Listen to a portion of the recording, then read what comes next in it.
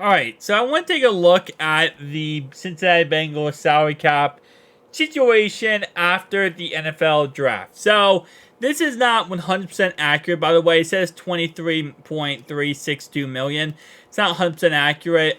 Going down here, down the list here, you can see that they have all the rookies that we just drafted as a base $795,000 cap hit. This is because most of the rookies haven't signed their contracts yet, and the only contract we worked out yet was Amarius Mims, and he's not going to be making this much money. He's actually going to be making a little bit more than that. Again, we don't know the exact per year what he's making, but what we do know is he signed a 4-year, $15.371 million contract. A lot of that is going to be the signing bonus. I believe it's 7.9 total signing bonus. It says 7.7, but I believe it's like 7.9, I want to say. Actually, it might be 7.7. I thought it was incorrect, this number. But anyway, though, 7.7 million. So what that is signing bonus. So it'll be prorated over 5 years to kind of go with his, 4-year contract plus the 5th-year option. So most likely his deal will end up being very similar to Myles Murphy, which will be a, $2.8 million cap hit, $2.2 million cap hit this year, and then it will go up as time goes on. So most likely when it comes to this, the rest of these guys, very accurate to what they're probably going to make. Kind of looking at Jordan Battle last year, he was a 3rd-round draft pick. He made $968,000. Chuck Sizzle made $803,000. Yoshi made 789, and he was again a 6th-round draft pick. 7th-round draft pick, $770,000. Chase Brown, a 5th-round draft pick, made $754,000. So it's, for the most part, give or take a couple $100,000. It's very similar to what this would be. The numbers are pretty much correct, right? For the most part, again. Keep in mind, there's like $2 million extra. We're going to, on 2.5, we're going to end up paying Amarius Mims that isn't accounted for in this, cap hit here right now. So, realistically speaking, we're really at like 19.8 million. That's kind of a rough estimate of where we're at. But we still have money, right? We still have money, and we're not really going to do any June 1st cuts. We could have waited for Nick Scott and cut him post-June 1st. And we would have saved a lot more money than we already did. But a lot of the reasons why we didn't do that was because we wanted him to hit free agency and have an opportunity to sign with another team. And he did. He signed with the Carolina Panthers. So I guess that works out for him. And shout out to that. Hopefully his career gets better. Maybe. I don't know. I'm not really too much a fan of Nick Scott. So the question is, with roughly, let's say 19.8 million, who can we sign? Will we sign anybody? What will go on? Well, starting off right away, we could sign somebody.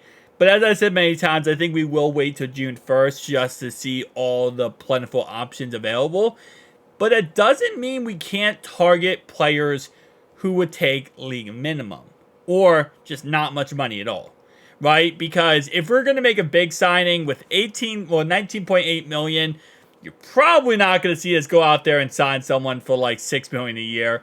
Again, we would be doing ourselves a disservice not waiting to June 1st for that perspective.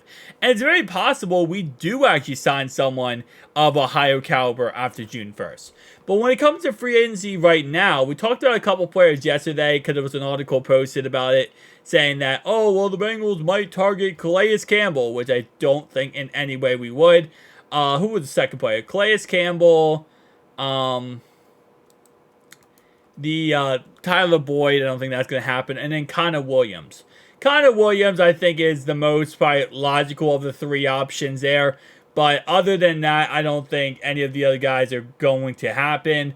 Again, maybe I'm wrong, but I don't think Tyler Boyd, I don't think we're bringing back. I think Tyler Boyd, at this point now, is going to join a team whenever he does eventually sign with a team. He'll go ahead and join another team, and hopefully his career ends up pretty damn well. We already replaced his number and everything, so it's almost like, I'm not saying 100% it's over, but it's pretty much over. Pretty much over for the idea of us getting Tyler Boyd back. And then, again, Connor Williams, I'm not against the idea. I think that's a pretty good signing. Calais Campbell is 60 years old. I'm not I'm not really a fan of signing Calais Campbell. So, available options right now in free agency at right tackle position, which is something that I ironically say I don't think we need many more. We could always use extra depth at, but not really a position I really care too much about picking up, is right tackle. There isn't really any options available. Again, there will be options after June 1st, but taking a look at offensive linemen in general, not tackles, because that's, again, something I don't really think we need too much, this is where I care about, and that's going to be centers and guards. And there are still some options available, right? If Cincinnati wants to bring somebody in, see how they work out, see if they could give them something. Dalton Reisner is not a bad option. He's still a really good option. Andrus Pete, we talked about him before the NFL draft. He's still an option, still someone could go after.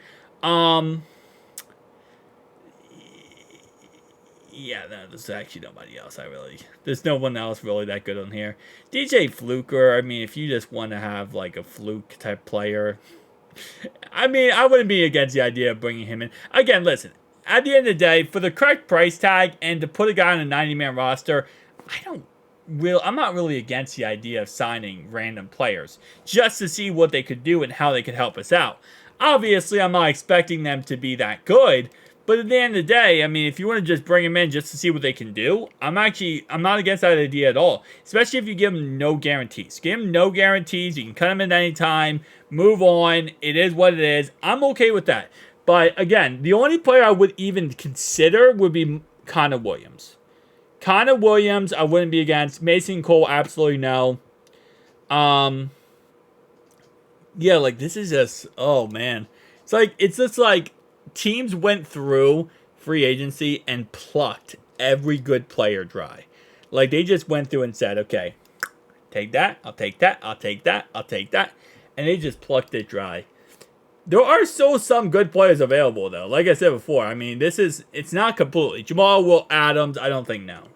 See, if Jamal would sign for, like, a very cheap league minimum deal, like a one-year prove-it deal, I know he has a lot of injury concerns, but he is only 29 years old.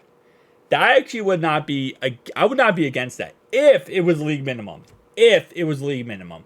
Nothing guaranteed, one-year prove-it deal, be on the team. I would be okay with that.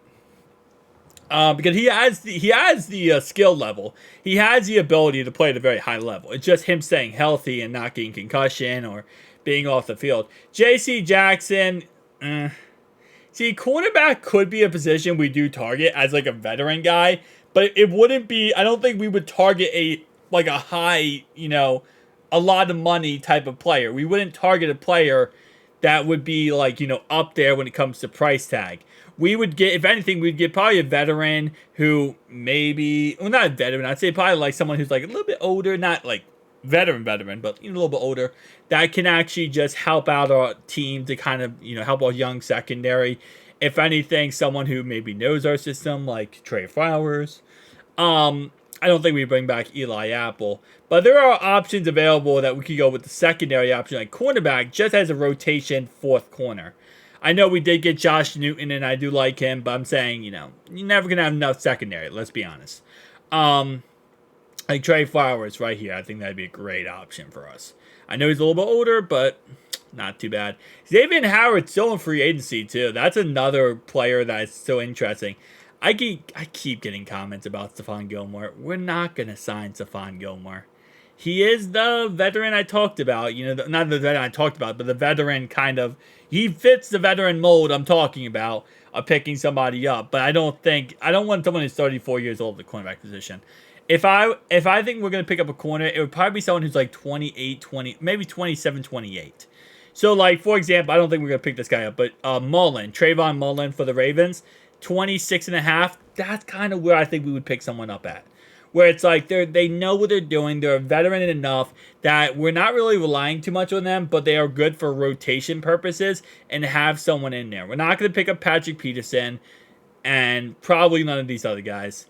Yeah, June 1st is going to be the day, guys. Tell me down below your thoughts and opinions. I'll see you guys next one. Peace.